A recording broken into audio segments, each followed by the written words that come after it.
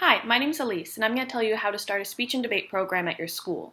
This is specifically for middle school programs, and it can get harder at the high school level or if you want to get more competitive, but this is the basics of getting the structure started at your school.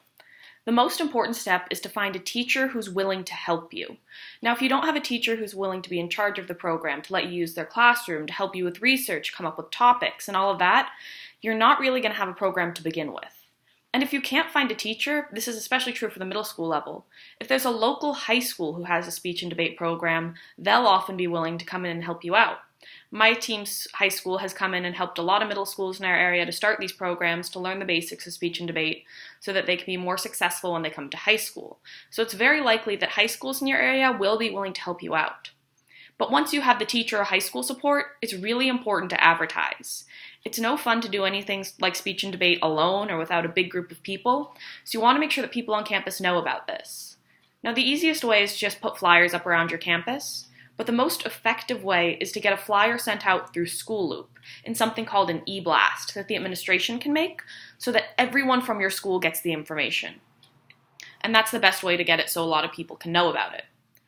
Finally, you need to decide on what kind of speech and debate events you want to do. Now, most people just think of speech and debate as two people yelling at each other, but it can be a lot more than that. Speech and debate has acting events, prepared speeches, spontaneous events, and multiple types of debates.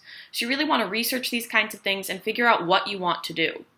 And if you also want to do a tournament instead of just doing something inside of your classroom, that gets a little more complicated.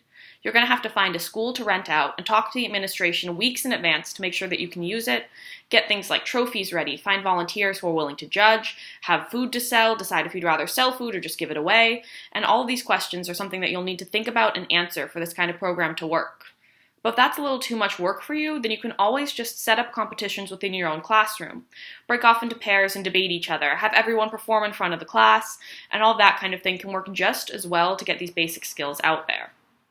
And that's the basics of starting this kind of program at your school. It's something that I've done for different middle schools. It's something that my high school did a long time ago. And it's something I would highly recommend. Speech and debate is one of the best things that I ever did, and I'm glad that I got the skills from it. And I hope that this can help you guys to get those same skills. Bye!